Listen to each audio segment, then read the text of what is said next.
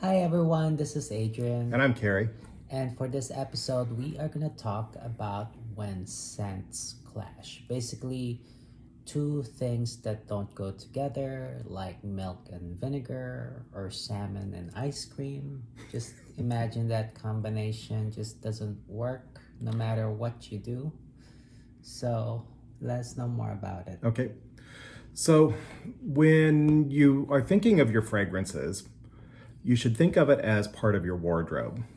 If you're going to, let's say, the opera or something, or the symphony, you're probably not going to wear jeans with holes in it and a midriff t-shirt and flip-flops, right? It'd pretty much clash and you would get the wrong kind of attention. Fragrances are a lot like that. You want to wear the right fragrance for the right sort of occasion. And also, if let's say maybe you're going out on a date or something like that, it can really work badly if you and your partner are going out wearing truly opposite fragrances where they just don't mix together, which brings up a thing when people, we'll talk about this in another video, but just food for thought. When you try layering fragrances, be really careful what you layer. This can also have to do with clashing. Some people think that things go together and they truly don't. Okay. So first off, let's just think about certain notes that go with certain occasions. Okay. There's some things that are summery. Yes, summer like very citrusy, fruity Right. fragrances, light. Yeah, and those can go in lots of different occasions, but it might be kind of weird to have something that's truly summery, tropical when you're going to some kind of like a fall or winter type of a occasion. Likewise, if you're going to, let's say, a summery or outdoor sort of a thing and you've got on a really heavy oud sort of a fragrance, probably not going to work real well. Or something that's a heavy, overpowering oud, rose, or spicy sort of a scent, probably not going to work real well together. So think about the notes before you wear something to an occasion. You may love something, but if it doesn't work in the occasion or the climate, or if it's a small closed-in environment versus a great big open room, there's going to be things that clash. Okay. Have you experienced anything where you've worn it and it really was sort of like wrong for the occasion? Well, I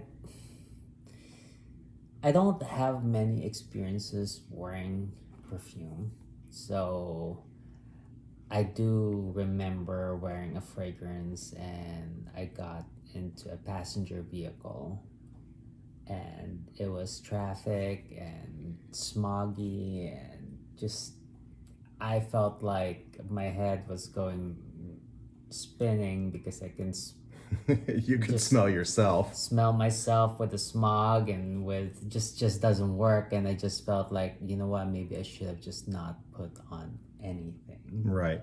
Did you also think of the other people around you that might have been suffering worse than you? All I can think of was my suffering. Okay.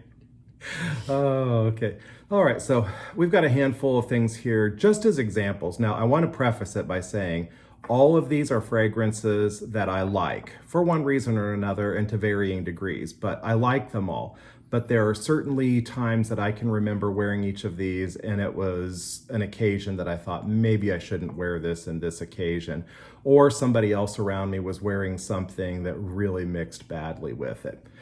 First is one that for years and years I've had a love-hate relationship with.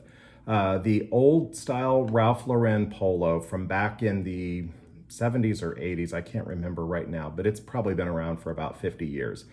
This one has pine needles, tobacco, leather, oak moss, patchouli, and juniper. Now, these things are a little hard to pull off in a closed-in environment, and they are really, really not appropriate for warm weather. If you wear this to, let's say, an outdoor sporting event or something, this has a strong scent cloud and it lasts for hours. So imagine if you go to a ball game or something like that that's outdoors and somebody's sitting downwind about 3 or 4 seats from you, All those people get to smell this until either their nose goes blind or until they move. This one is great for winter weather, for kind of more open environments like a handful of people at a house gathering or something, or going to a restaurant where there's lots of smells, and this is just one of many. But this one's hard to pull off when you're in closed spaces and it's a little extra warm, mostly because it's winter strong notes and because this one is a big projector and it lasts a long time. Oh. Do you have any thoughts on this one? Is that the Polo Cologne Intense or something No, else? no, this is the original Polo. Oh, well, I haven't tried it. Okay. So. All right, well, moving on to another one. This one is a highly divisive one. Okay. Also been around for a long time. It's a wonderful fragrance. It's Koros. This has been around for quite a long time. I was young when this first came out, and I remember the first time I smelled it on someone. Mm-hmm. I thought his cat had peed on his sweater or on his coat or something. Why? What would you Well, the notes in it are civet, honey, leather, musk, aldehydes, and oak moss. The civet is an animalic sort of a scent that can, to some people, smell pretty rancid. Okay. And so you might wonder, why would they put that in fragrances? Well, with the right other supporting notes, it can actually be very pleasant. It's supposed to be just a hint of something that smells sort of animalic, somewhat, sexy or something. But if the batch is a little off, or the person's body chemistry combines with it a certain way or something, it really can come off wrong. The more modern versions of it, I believe, have a synthetic civet scent to it, and it doesn't go as far astray with your body chemistry. But the original, like old batches from back in the 80s, 90s, maybe early 2000s, which are really hard to get on eBay, they can go upwards of $200 if you're actually really getting a real legit vintage one. But this one, still, with the combination of those strong notes, the civet, the musk, the oak moss and stuff, this one can be hard to pull off in warm weather, in really close-in situations, or it can combine really badly if somebody else is wearing something that's kind of rosy and fruity. It's the wrong combination of things. It just goes in to smell like a sort of a jumbled, stinky mess.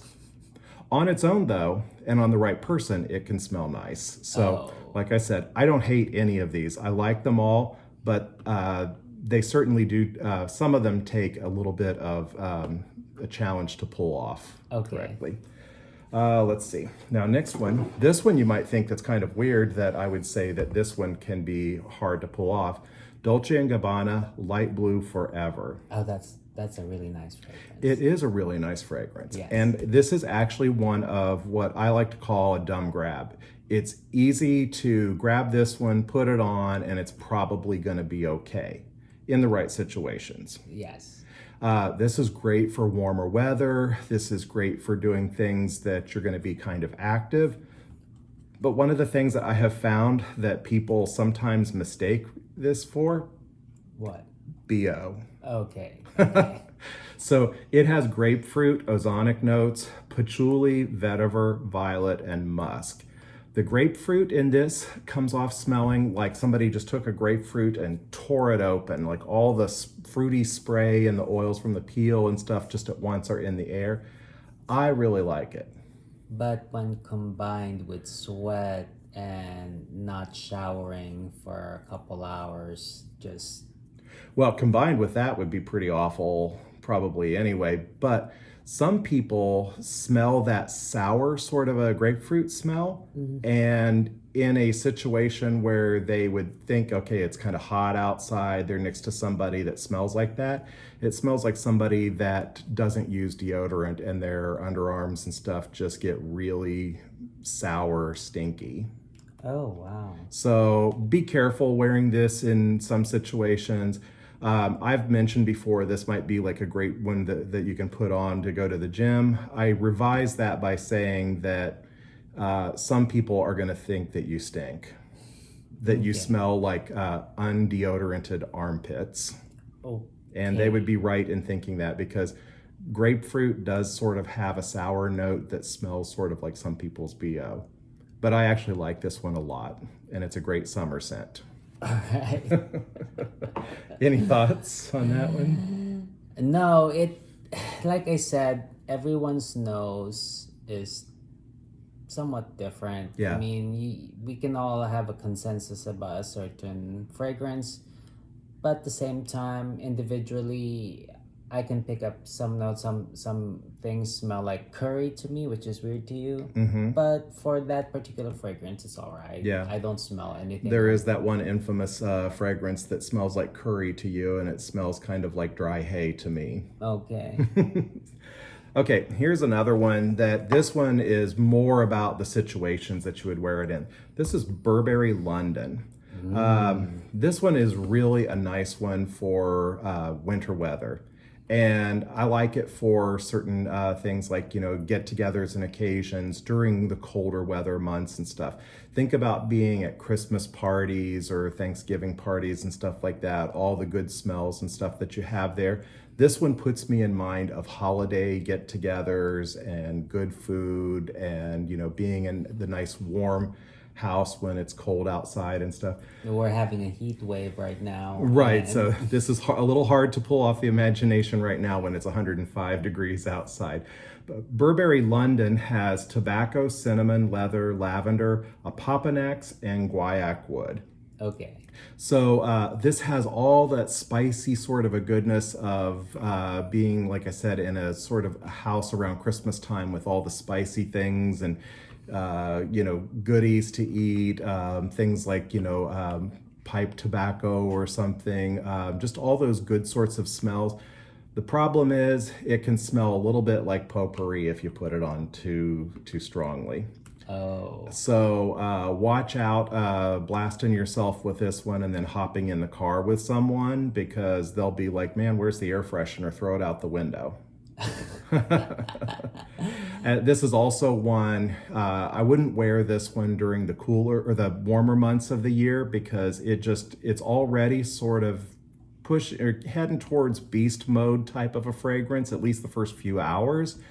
And if you put this with something that somebody else is wearing that is sort of fruity or rosy, it's going to be the wrong combination and somebody's going to get a headache. Or both of you. Or both of you. Exactly. Because you probably will have gone a little bit nose blind and not notice your smells, but you'll notice all the other smells from somebody else, like either fruity or rosy or something, and it'll just be too much for you and your head will start swimming. Okay. So once again, nice fragrance. It really is. I recommend if you want to get this one, Burberry London, try it for like winter time and stuff in cold weather occasions. It's great to put a few sprays like on your coat or your sweater or something. It's a really nice sort of a scent trail and stuff, but in small doses. Let's see, moving on then to one that is not as well known. This is by a house called Nasomoto. Like Nasomoto, I guess it's like your nose moves. Small bottle, 30 mils. It's a niche fragrance, and consider in this case niche to mean not a whole lot of people are going to love this one. Ask one question. Yeah. Why is the cap bigger than bottle? This one won't work with a lot of things. Okay, explain. It's a very niche fragrance. Here you smell and see what you think of it. Okay, well, keep explaining. Yeah. So this one has oud, incense, cannabis, resins, tobacco, and coffee. Lots of strong notes. Yep. And it is very likable. The thing is as it dries down, you definitely pick up the cannabis notes pretty strong. And you also pick up the oud pretty much all the way through. Now, ouds come in, I think of them as two essential qualities, either stinky oud or kind of a sweet, fresh, greenish sort of an oud. This is more on the sweet side. It's okay, yeah. It's not a bad oud, but it does sort of have a little bit of the sort of animalic sort of qualities to it as it dies down. I think it could be maybe that it's kind of combining with the tobacco-y sorts of smells and the cannabis smells to smell a little on the sour side. But because of those strong notes, you have to really watch when you wear this one because uh, when I've worn this, you see that there's not much of it gone. Um, I've gotten some comments of like, did you just smoke pot? And I don't smoke pot, so it made people raise some eyebrows. But pot usually try to mask it with fragrance. So what do you think it won't work with? Um, this one really combines very poorly with flowery sorts of things and Okay. other fruity sorts of things. The cannabis notes of it just come out so clearly, and the oud notes are so prominent in it that it seems like there's something that you should be trying to cover up, and it's actually this fragrance. It is niche and I like it for certain things, but it's one of those that this bottle will probably last me a lifetime. Oh It's yeah. just it's just the way sometimes some of these fragrances go, that some people love it and would go through this in a heartbeat, and other people this would just be not something they have an occasion to wear it for, that goes with their taste profile all the time. This one, I think, because of the strong oud and the cannabis smells and stuff, it's a little hard to pull off in a lot of situations. And there's a lot of other smell combinations with it that can go really bad. This one can go so wrong in both warm and cold weather that it's just got to be one of those. You've got to be in the right sort of a maybe fragrance-minded sort of a crowd to pull one of these off without people kind of giving you So a you kind of be with your own peers wearing this and right. And then we all kind of wear things that are a little bit edgy. offbeat. Yeah, a little edgy. Okay. Yeah, and that's why I would still wear this one, and I'm not going to give it away. But it definitely is one that is not on my dumb grab list. Next, we have CK1. All right. Why That would I?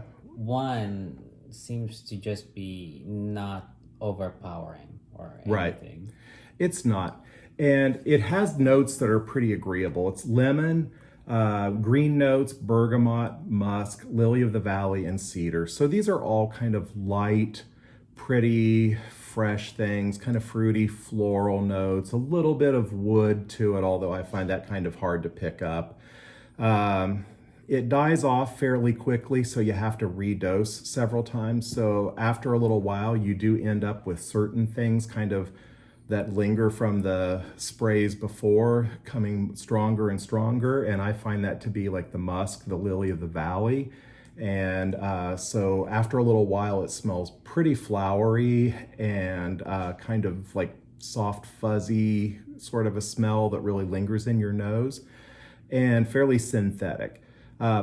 This one's an easy one to wear to just spray on lightly for warm weather and stuff. But you get a little too hot. This one starts to get kind of cloying. I find that it mixes sort of badly with other sorts of fruity smells and stuff because of just, I don't know, somehow the way that maybe the lily comes through and stuff. And there's a lot more notes than what I mentioned, and they sort of come off just as a big jumble when it gets a little too warm. Okay. So this one is easy to become kind of cloying and to get headachy as you keep reapplying it and reapplying it, and then you don't necessarily notice that you're probably, probably choking other people out. It's just that you can't smell it anymore. So you got to be kind of careful with this one. Okay. And wouldn't go with like what kind of fragrances? I think it would be hard to wear this in the same proximity with other people wearing a darker fragrance, like a tobacco-y sort of a fragrance, or something with rich gourmands like caramel or Oh yeah. apple smells, things like that, or brandy and stuff. It just has a sort of like a fuzzy synthetic sort of a smell to it, which can be nice under certain circumstances, but it combines poorly with most other things. Okay. So, moving on to another one that is a little difficult to wear, but it's a good fragrance, is Antaeus by Chanel. Okay. This one is a definitely a very gentlemanly sort of a scent, but it's kind of hard to pull off in a lot of situations outside of a sort of a sophisticated, well-controlled sort of environment. This is kind of a, if not a suit and tie, it's at least a shirt Highbrow and event. tie. Yeah, this one it was really popular back when it came out in the, I believe, the 80s. The formulation has changed a little bit because of certain ingredients. They had to tone down on it because of some of the International Fragrance Association rules and stuff. Certain things tend to produce allergic responses in enough people that it was concerning, and they had to tone them down. This one has castoreum in it, which is an animal sort of a note.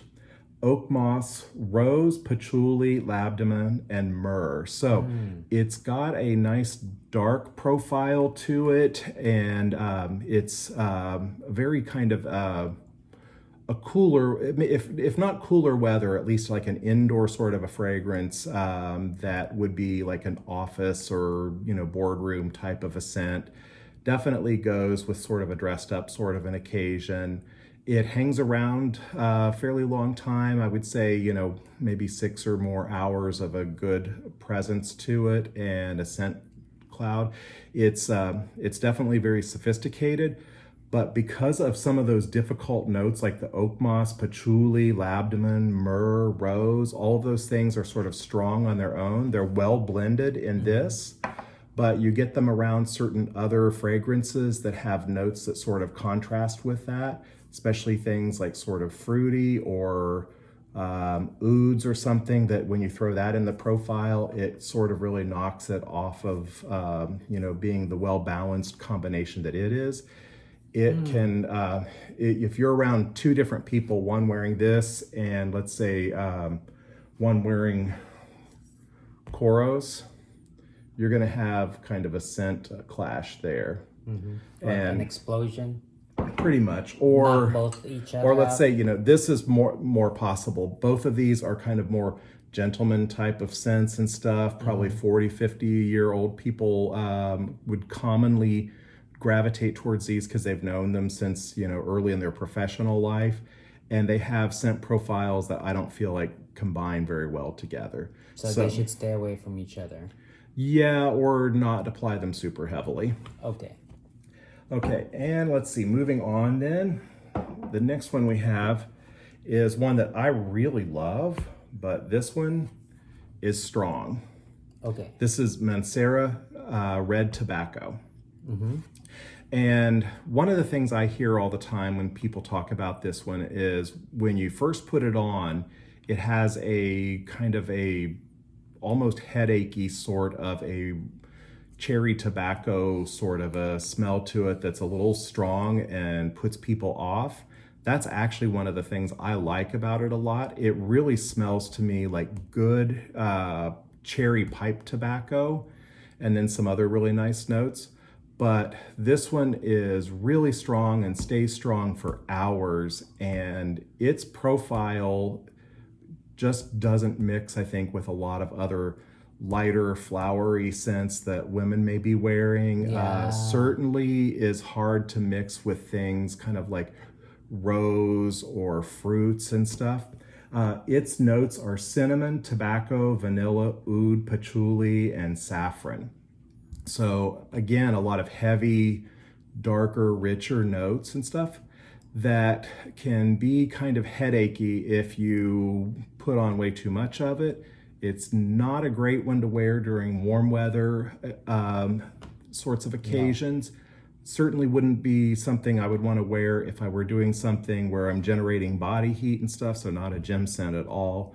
But also be careful putting this on when you're going to be in close quarters, like you're going to be flying on an airplane, you're going to be riding in a car with people for an hour or so, you're going to be on public transit when it's kind of warm, because this one will choke people out. So it's something that goes against what is typically a female scent?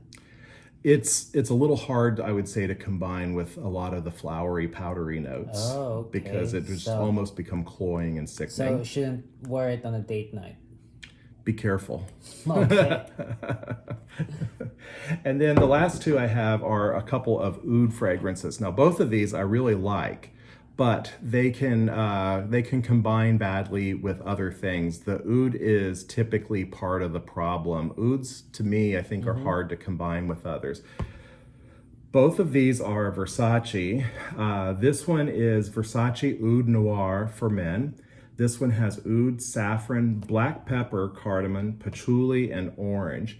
It's not a really heavy oud scent, so it comes across pretty nicely. But because of the oud in warm weather situations or combined with like other kind of fruity sorts of things, it can come off badly and feel kind of screechy. The oud is more of like the green, softer type of an oud than the heavy, stinkier oud. So that goes okay, but just the combination of the oud and the supporting notes makes this hard to wear around other people that are wearing more like fresh scents. Like this is one that I could think would be incredibly hard to stand being next to somebody wearing a CK1. Oh, wow. Yeah, the notes would just get all Or you're between two people, you'd be knocked out. pretty much, yeah. Okay. Yeah, so great scent, by the way. And for the price that this is, you get a great oud fragrance. So this is an easy one for most people. If you're gonna want to tiptoe your way into some oud scents, this is a great one for guys to start into the oud fragrances and have a pleasant and well accepted sort of an experience. Okay. Just be careful, like if you're going out with your girlfriend and stuff and she's wearing something that is kind of powdery rosy. Okay. Wow. Careful on your dates, guys. Now this is another Versace. Oh. Now this one is marketed as women's, but a lot of people, a lot of guys actually do gravitate towards this because it's almost the same profile as the Oud Noir. This has oud, rose, leather, saffron, sandalwood, and patchouli. So a lot of the strongest notes are very similar. I guess just if you throw in the rose there, that's what makes this one women's. Otherwise, it's pretty similar. This one, you get some black pepper. This one, you get some rose. Otherwise, they have similar profiles. And here, smell this one. What do you think of it? Can you smell it? It's typically feminine. The rose gives it a feminine cast to it. Yeah. But the oud is really nice, and it becomes a nice powdery scent. Yeah. But once again, because like I said, the oud is a hard thing to combine with some other things. This one with other strong sorts of scents, it doesn't go well, and in hot weather it can become super cloying. So it falls into several of the other ones that have oud in it. That oud is just a difficult one to wear and not occasionally run into clashes with other things that you come around. All right. So yeah, so the takeaway thing here is oud and patchouli especially can be difficult to combine with other things. Leather and tobacco also become difficult to combine with other things. And there are some niche fragrances you'll find with all of those together, and they do it well. They are difficult to pull off in some situations, and some of that is either warm weather situations or when you get around other people who their colognes kind of don't match the profile and you have a sort of a clash. All right. So takeaway message is before you head out the door, think carefully about what fragrance you're taking with you, because it is really part of your wardrobe. Okay. And if you like a particular fragrance, let us know and leave a like and subscribe. Take care. Bye.